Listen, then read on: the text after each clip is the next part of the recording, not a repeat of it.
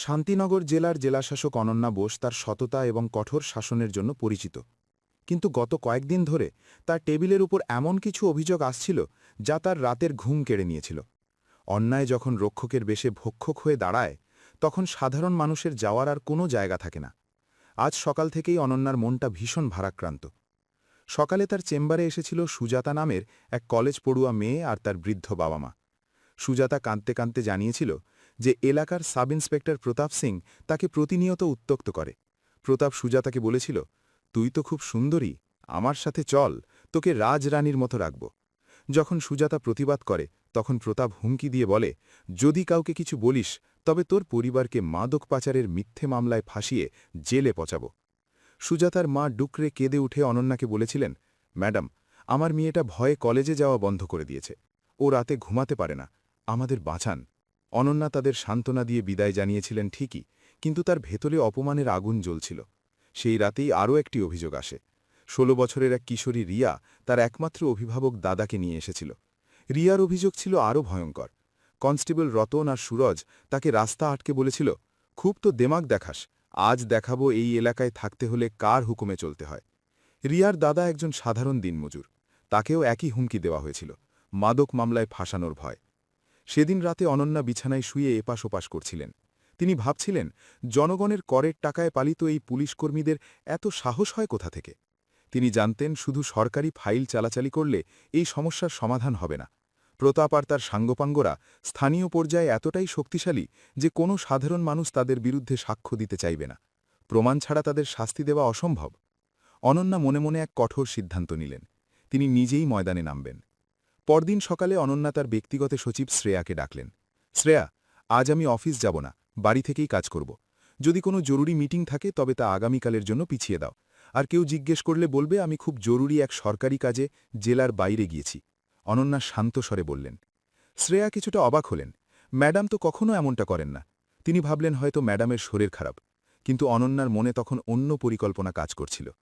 শ্রেয়া চলে যাওয়ার পর অনন্যা তার পুরনো আলমারিটা খুললেন। ভিতর থেকে বের করে আনলেন কলেজের দিনগুলোর এক সাধারণ হালকা সবুজ রঙের সালোয়ার কামিজ। পোশাকটি একেবারেই সাদামাটা, যা পরলে তাকে জেলাশাসক তো দূর, কোনো সাধারণ নিম্ন মধ্যবিত্ত পরিবারের মেয়ে মনে হবে। তিনি আয়নার সামনে দাঁড়ালেন।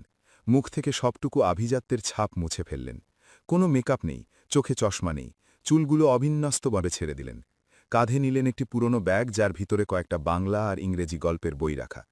আয়নার দিকে তাকিয়ে অনন্যা নিজেকেই নিজে চিনতে পারছিলেন না। হুবহু ১৯-২০ বছরের এক কলেজ পড়ুয়া মেয়ে।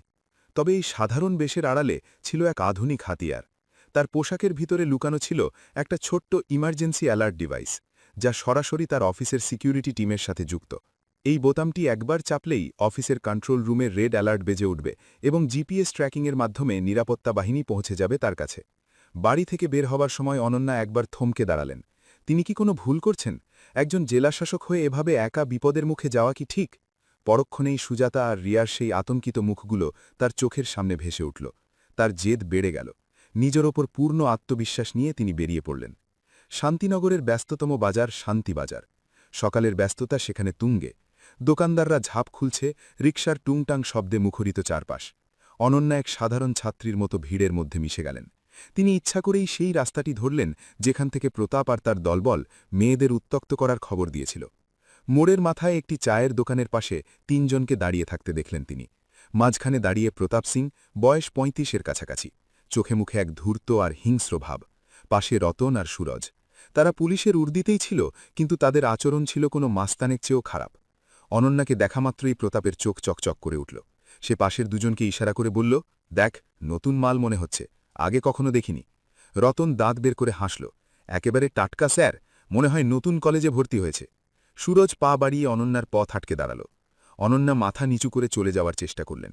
তার বুক কাঁপছিল ঠিকই, কিন্তু সেটা ভয় নয়, প্রচণ্ড রাগে। তিনি চাইছিলেন প্রতাপ নিজ মুখে এমন কিছু বলুক যা তাকে অপরাধী প্রমাণ করার জন্য যথেষ্ট হবে। আরে সুন্দরী, এত তাড়া কিসের? আমরা তো এখানে তোমার নিরাপত্তার জন্যই দাঁড়িয়ে আছি। প্রতাপ সস্তা হাসি বলল। অনন্যা ভীত গলায় বললেন, প্লিজ স্যার, আমাকে যেতে দিন, আমার কলেজে দেরি হয়ে যাচ্ছে। প্রতাপ এগিয়ে এসে অনন্যার একদম কাছে দাঁড়াল। তার গা থেকে বিড়ি আর উগ্র গুটখার গন্ধ আসছিল। সে অনন্যার ব্যাগের ফিতেটা ধরে টান দিল। নাম কি তোমার খুকি? আগে তো দেখিনি তোমাকে। আমাদের সাথে একটু ভাব ভালোবাসা না করলে এই এলাকায় পড়াশুনো করা খুব কঠিন হয়ে যাবে কিন্তু। প্রতাপের গলায় ছিল স্পষ্ট হুমকি আর লালসা। অনন্যা বুঝলেন সুজাতা আর রিয়া যা বলেছিল তা একদম সত্যি। এরা ক্ষমতার অপব্যবহার করে সাধারণ মেয়েদের জীবন অতিষ্ঠ করে তুলছে। প্রতাপ এবার অনন্যার চিবুক ছোঁয়ার চেষ্টা করল। বলি, ফোন নাম্বারটা পাওয়া যাবে নাকি? ঠিক এই মুহূর্তেই অনন্যার ধৈর্যচ্যুত হল। তিনি সপাটে এক চর বসিয়ে দিলেন প্রতাপের গালে। চরের শব্দে পুরো বাজার মুহূর্তের জন্য নিস্তব্ধ হয়ে গেল। প্রতাপ সিং নিজের গালে হাত দিয়ে অবিশ্বাসের দৃষ্টিতে তাকিয়ে রইল। একজন সাধারণ মেয়ে তাকে সবার সামনে চর মারল। প্রতাপের চোখ লাল হয়ে উঠল। সে রাগে কাঁপতে কাঁপতে চিৎকার করে উঠল, তোর এত বড় সাহস! পুলিশকে গায়ে হাত দিস! আজ তোকে জ্যান্ত কবর দেব। সে রতন আর সুরজকে আদেশ দিল, ধর একে, এইকে আজ থানায় গিয়ে এমন শিক্ষা দেব যে 7 জন্ম মনে রাখবে। অনন্যা তখন সোজা হয়ে দাঁড়িয়েছেন। তার চোখের দৃষ্টি এখন তীক্ষ্ণ। তিনি উচ্চস্বরে বললেন, হাত সরিয়ে কথা বলো। আইন কি তোমাদের বাড়ির সম্পত্তি? কিন্তু কে শোনে কার কথা? রতন আর সুরজ অনন্যার হাত চেপে ধরল। বাজারের মানুষ থমকে দাঁড়িয়ে দেখছিল। কিন্তু পুলিশের বিরুদ্ধে কথা বলার সাহস কারও ছিল না। প্রতাপ অনন্যাকে হিড়হিড় করে টেনে নিয়ে চলল পুলিশ জিপের দিকে। অনন্যা বুঝলেন এবার চরম সময় এসেছে। তিনি পোশাকের ভেতরে হাত ঢুকিয়ে নিঃশব্দে সেই গোপন অ্যালার্ট বোতামটি চেপে দিলেন। ওদিকে জেলা শাসকের দপ্তরে হঠাৎ সাইরেন বেজে উঠল। সিকিউরিটি ইনচার্জ বিক্ষণ দাস লাফিয়ে উঠলেন। কন্ট্রোল রুমে স্ক্রিনে লাল আলো জ্বলছে। ম্যাডাম বিপদে পড়েছেন, দ্রুত লোকেশন ট্র্যাক করো। শ্রেয়া দৌড়ে এলেন। কি হয়েছে বিক্রম ভাই? ম্যাডামের এমার্জেন্সি সিগন্যাল আসছে শান্তিবাজার থেকে, দ্রুত গাড়ি বের করো, পুরো টিমকে অ্যালার্ট করো। বিক্রম দাসের বজ্রকণ্ঠ শোনা গেল। এদিকে প্রতাপ অনন্যাকে জিপে তুলে হাসতে হাসতে বলল, চল এবার থানায়, সেখানে তোর সব সাহস জল করে দেব। অনন্যা চুপচাপ জিপের কোণে বসে রইলেন। তিনি জানতেন বাঘের খাঁচায় বাঘ নয়, এখন শিকারী নিজেই ঢুকতে চলেছে। পুলিশ জিপটি শান্তিবাজার এলাকা ছেড়ে ধুলো উড়িয়ে থানার দিকে এগিয়ে যাচ্ছিল। জিপের ভেতরে সাব ইন্সপেক্টর প্রতাপ সিং তার বাঁ গালে হাত বুলিয়ে রাগে গজগজ করছিল। অনন্যার চড়ের দাগটা তখনও সেখানে স্পষ্ট হয়ে ফুটে আছে। মাঝে মাঝেই সে রক্তচক্ষু নিয়ে পেছনের সিটে বসা অনন্যার দিকে তাকাচ্ছিল, যার পরিচয় এখন তাদের কাছে কেবলই তানিয়া নামের এক অবাধ্য এবং দুঃসাহসী মেয়ে। অনন্যা জিপের এক কোণে অত্যন্ত শান্ত হয়ে বসেছিলেন। তিনি জানালার বাইরে দিয়ে দেখছিলেন সাধারণ মানুষ পুলিশের জিপ দেখে কিভাবে ভয়ে কুঁকড়ে যাচ্ছে। কেউ কেউ দ্রুত রাস্তা ছেড়ে সরে দাঁড়াচ্ছিল। এই দৃশ্য দেখে অনন্যার মন বিষাদে ভরে উঠল। তিনি ভাবছিলেন, জনগণের করের টাকায় এই গাড়ি চলে, এদের নিরাপত্তার জন্যই এই উর্দি, অথচ আজ মানুষ এই উর্দিতে থাকা মাস্তানদের দেখলেই আতঙ্কিত হয়ে পড়ছে। ক্ষমতার এই বিকৃতি অনন্যাকে ভেতরে ভেতরে রক্তাক্ত করছিল, কিন্তু তার চেহারায় ছিল পাথুরে নিস্তব্ধতা।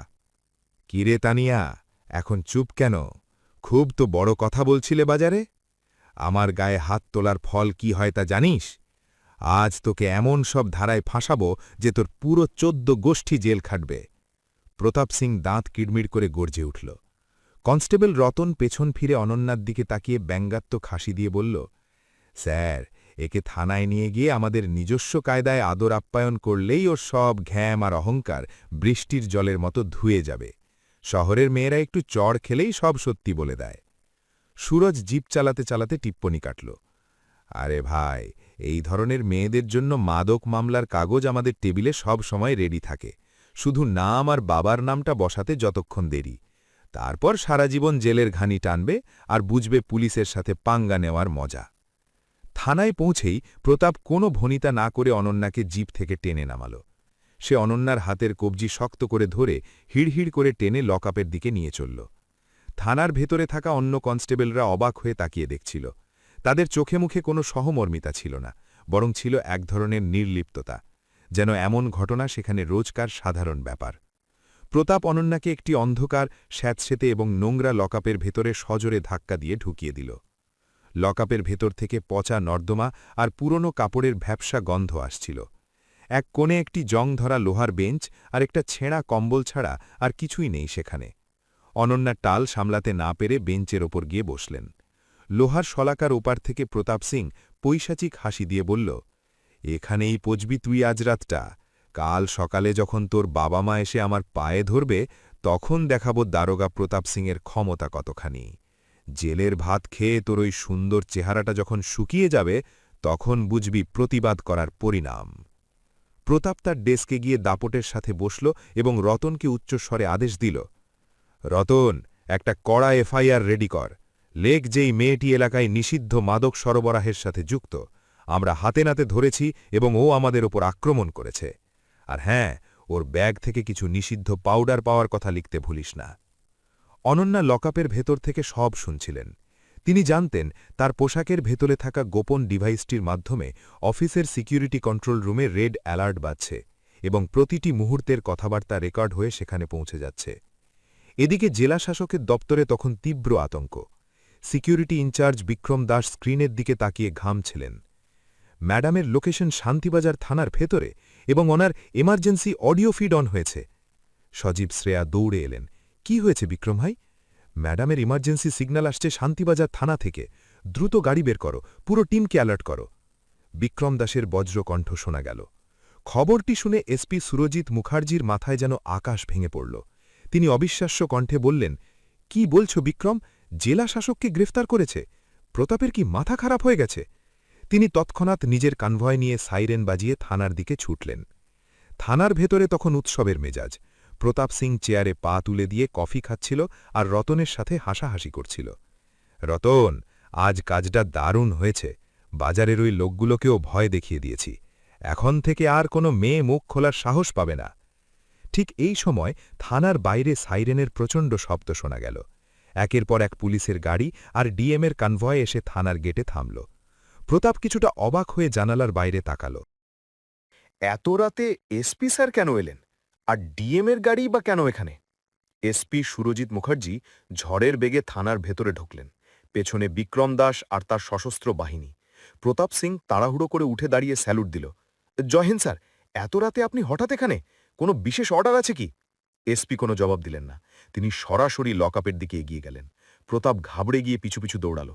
স্যার, ওখানে একটা ড্রাগ ডিলার মেয়েকে রাখা হয়েছে। ও আমাকে মেরেছে আর ওর কাছে প্রচুর ড্রাগস পাওয়া গেছে। আমি মামলা রেডি করছি। এসপি এবার বজ্র কণ্ঠে গর্জে উঠলেন, মুখ বন্ধ করো প্রতাপ সিং। জানো তুমি কাকে লকআপে পুরেছ? জানো কার সাথে তুমি অভদ্রতা করেছ? এসপি নিজেই পকেট থেকে চাবি নিয়ে লকআপের তালা খুললেন। অনন্যা অত্যন্ত ধীরস্থিরভাবে লকআপ থেকে বেরিয়ে এলেন। তার সেই সাধারণ পোশাকে ধুলোবালি মাখা, কিন্তু চোখের দৃষ্টিতে ছিল এক শাসনকর্তার তেজ। প্রতাপের হাতের কফির কাপটা মেঝেতে পড়ে চুরমার হয়ে গেল। সে তোতলাতে শুরু করল, ম্যাডাম, ডিএম ম্যাডাম, আপনি আপনি এখানে তানিয়া হয়ে? অনন্যা তার কাছে থাকা ফোনটি বের করে এসপির দিকে বাড়িয়ে দিলেন। এসপি সাহেব, গত 2 ঘন্টার সব রেকর্ড এখানে আছে। কিভাবে আপনার অফিসাররা সাধারণ মেয়েদের জীবন নষ্ট করার হুমকি দেয় তার প্রতিটি শব্দ এখানে সংরক্ষিত। এখন বিচার করার দায়িত্ব আপনার। থানার ভেতরে তখন পিনপতন নীরবতা। প্রতাপ সিংয়ের কপালে দর দর করে ঘাম ঝরছে। যে হাত দিয়ে সে একটু আগে অনন্যাকে লকআপে ধাক্কা দিয়েছিল, সেই হাত এখন বরফের মতো ঠান্ডা হয়ে কাঁপছে। রতন আর সুরজ দেয়ালের সাথে এমনভাবে মিশে যাওয়ার চেষ্টা করছিল যেন তারা অদৃশ্য হয়ে যেতে পারে। অনন্যা তার অবিন্যস্ত চুলগুলো হাত দিয়ে ঠিক করে নিলেন এবং এসপি সুরজিৎ মুখার্জির চোখের দিকে সরাসরি তাকিয়ে বললেন, সুরজিৎবাবু, আজ যদি আমি ডিএম অনন্যা না হয়ে সত্যিই কোনো সাধারণ ঘরের মেয়ে তানিয়া হতাম, তাহলে কাল সকালে এই নরপশুরা আমার জীবন আর সম্মান ধুলোয় মিশিয়ে দিত। রক্ষক যখন ভক্ষক হয়, তখন সাধারণ মানুষ যাবে কোথায়? আপনার এই থানায় সাধারণ মানুষের জন্য কোনো ন্যায় নেই, আছে শুধু ভয় আর হুমকি। এসপি সুরজিৎ মুখার্জি লজ্জায় আর অপমানে মাথা নিচু করে নিলেন। তিনি চিৎকার করে প্রতাপকে বললেন, প্রতাপ সিং, রতন, সুরজ, এখনই তোমাদের সার্ভিস রিভলভার আর বেল্ট খুলে টেবিলের উপর রাখো। You all are under arrest and suspended with immediate effect. Ananya হাত তুলে এসপিকে থামিয়ে দিলেন। তার কণ্ঠে তখন এক দৃঢ় সংকল্প, না এসপি সাহেব, শুধু সাসপেনশন দিয়ে এদের ক্ষমা করা যাবে না। আমি চাই এদের বিরুদ্ধে সাধারণ অপরাধীদের মতোই ক্রিমিনাল মামলা হোক। এরা এই পবিত্র উর্দির কলঙ্ক। আমি চাই এদের সাধারণ কয়েদি হিসেবে কাল আদালতে পেশ করা হোক এবং সেখানে আমি নিজেও একজন ভুক্তভোগী হিসেবে সাক্ষ্য দেব। আমি দেখতে চাই আইনের চোখে একজন ডিএম আর একজন সাধারণ মেয়ের নিরাপত্তা কতটুকু আলাদা। ইতিমধ্যেই শ্রেয়া এবং ডিস্ট্রিক্ট ইনফরমেশন অফিসার মিডিয়াকে খবর দিয়ে দিয়েছেন। থানার বাইরে ততক্ষণে শয়ে শয়ে ক্যামেরা আর সাংবাদিকের ভিড় জমে গেছে। অনন্যা থানার সদর দরজা দিয়ে বাইরে বেরিয়ে এলেন। ক্যামেরাগুলোর ফ্ল্যাশ লাইট জ্বলতে শুরু করল। তার সেই ধুলোমাখা সাধারণ পোশাকের ছবি মুহূর্তে পুরো জেলায় এবং সোশ্যাল মিডিয়ায় ছড়িয়ে পড়ল। ব্রেকিং নিউজ হিসেবে প্রতিটি চ্যানেলে চলতে লাগল ছদ্মবেশে ডিএম অনন্যা বসু, হাতে নাতে পাকড়াও দুর্নীতিগ্রস্ত পুলিশ অফিসাররা। শান্তিবাজারের সাধারণ মানুষ যারা একটু আগে ভয়ে ঘরে ঢুকে গিয়েছিল, তারা একে একে থানার সামনে জড়ো হতে লাগল। বৃদ্ধ শ্যামলাল আর যদুবাবু এবার সমস্বরে চিৎকার শুরু করল, ডিএম অনন্যা জিন্দাবাদ, আমরা ন্যায় চাই। অনন্যা শান্তভাবে ভিড়ের দিকে তাকিয়ে হাত তুললেন, আপনারা শান্ত হন, আজ থেকে এই জেলায় আর কেউ আপনাদের ভয় দেখানোর সাহস পাবে না, আইন সবার জন্য সমান। পরদিন আদালত চত্বরে এক অভাবনীয় দৃশ্য দেখা গেল। আদালত কক্ষের বাইরে হাজার হাজার মানুষ দাঁড়িয়ে আছে। শ্রেয়া এবং রিয়ার মতো অনেক মেয়ে, যারা আগে অভিযোগ করার সাহস পায়নি, তারা আজ সাহসে ভর করে এগিয়ে এলো প্রতাপের বিরুদ্ধে বয়ান দিতে। কোর্টরুমে তিল ধারণের জায়গা নেই। অনন্যা নিজেই সাক্ষী হিসেবে দাঁড়িয়ে পুরো ঘটনা বর্ণনা করলেন। তিনি যখন লকআপের সেই নোংরা পরিবেশ আর প্রতাপের দেওয়া ড্রাগস মামলার হুমকির কথা বলছিলেন, তখন পুরো আদালত স্তম্ভিত হয়ে যায়। সুজাতা কাঁদতে কাঁদতে জবানবন্দি দিল যে কিভাবে প্রতাপ তাকে রাতের পর রাত ফোন করে উত্ত্যক্ত করত। রিয়ার দাদা জানালো যে কিভাবে তাকে মিথ্যে মামলায় ফাঁসানোর ভয় দেখিয়ে তার বোনকে তুলে নিয়ে যাওয়ার চেষ্টা করা হয়েছিল। বিচারক সব প্রমাণ আর অডিও রেকর্ডিং শুনে তার রায় বললেন, পুলিশের কাজ মানুষের মনে নিরাপত্তা তৈরি করা, আতঙ্ক নয়। প্রতাপ সিং এবং তার সহযোগীরা যে ক্ষমতার অপব্যবহার করেছে তা ক্ষমার অযোগ্য। ডিএম অনন্যা বসু যে অসীম সাহস আর বিচক্ষণতা দেখিয়েছেন, তা বর্তমান সময়ের জন্য একটি অনন্য উদাহরণ। এই আদালত প্রতাপ সিংকে 5 বছরের সশ্রম কারাদণ্ড এবং রতন আর সুরজকে 3 বছরের জেলের আদেশ দিচ্ছে। সাথে সাথে তাদের চাকরি থেকে বরখাস্ত করার নির্দেশ দেওয়া হলো। আদালতের এই ঐতিহাসিক রায় শোনার পর বাইরে অপেক্ষমান জনতা উল্লাসে ফেটে পড়ল। বিচার শেষ করে অনন্যা যখন সিঁড়ি দিয়ে নিচে নামছিলেন, সুজাতা তার পা জড়িয়ে ধরে কাঁদতে শুরু করল, ম্যাডাম, আপনি আমাদের নতুন জীবন দিলেন, আপনি না থাকলে আজ আমরা কেউ বিচার পেতাম না। অনন্যা সুজাতাকে টেনে তুললেন এবং বললেন, সুজাতা, লড়াইটা তোমাদেরই ছিল। মনে রাখবে, অন্যায় যে সয় সেও অপরাধী। আজ থেকে তোমরা আর কখনো মাথা নত করবে না। শান্তিনগর জেলায় সত্যি এক নতুন যুগের সূচনা হল। অনন্যা বসুর এই ছদ্মবেশের কাহিনী রূপকথার মতো ছড়িয়ে পড়ল। এরপর থেকে কোনো সরকারি কর্মচারী কোনো সাধারণ মানুষের ওপর জুলুম করার আগে হাজারবার ভাবতে বাধ্য হতো। দুর্নীতিগ্রস্তরা বুঝতে পারল যে শান্তিনগরের ডিএম কেবল ফাইল সই করেন না, তিনি প্রয়োজনে রাস্তায় নেমে প্রতিবাদ করতেও জানেন। এই ঘটনার পর জেলায় অপরাধের হার অবিশ্বাস্যভাবে কমে গেল এবং সাধারণ মানুষের প্রশাসনের ওপর আস্থা ফিরে এলো। বিকেলে শ্রেয়া কফি নিয়ে ঘরে ঢুকলেন। ম্যাডাম, পুরো দেশ আপনার সাহসের প্রশংসা করছে। সোশ্যাল মিডিয়ায় লাখ লাখ মানুষ আপনাকে স্যালুট করছে। অনন্যা মুচকি হেসে কফির কাপে চুমুক দিয়ে বললেন, শ্রেয়া, মানুষের এই ভালোবাসাটাই সবচেয়ে বড় পুরস্কার। তবে মনে রেখো, যেদিন আমার মতো অফিসারদের আর ছদ্মবেশ ধরে রাস্তায় নামতে হবে না, যেদিন মেয়েরা মাঝরাতেও নির্ভয়ে চলাফেরা করতে পারবে, সেদিনই বুঝব আমাদের সমাজ সত্যিই সভ্য হয়েছে। অনন্যা আবার ফাইলের স্তূপে ডুবে গেলেন। তার টেবিলের এক কোণে এখন আর অভিযোগের ফাইল নেই, বরং ছিল জেলার ছোট ছোট শিশুদের পাঠানো কিছু হাতে আঁকা ছবি আর ধন্যবাদ সূচক চিঠি। শান্তিবাজার থানার সেই লকআপ এখন ঝকঝকে পরিষ্কার করা হয়েছে এবং সেখানে সিসিটিভি ক্যামেরা বসানো হয়েছে, যাতে ভবিষ্যতে আর কোনো তানিয়া অন্যায়ের শিকার না হয়। শান্তিনগর জেলা এখন সত্যি এক নিরাপদ ও শান্ত জনপদে পরিণত হয়েছে।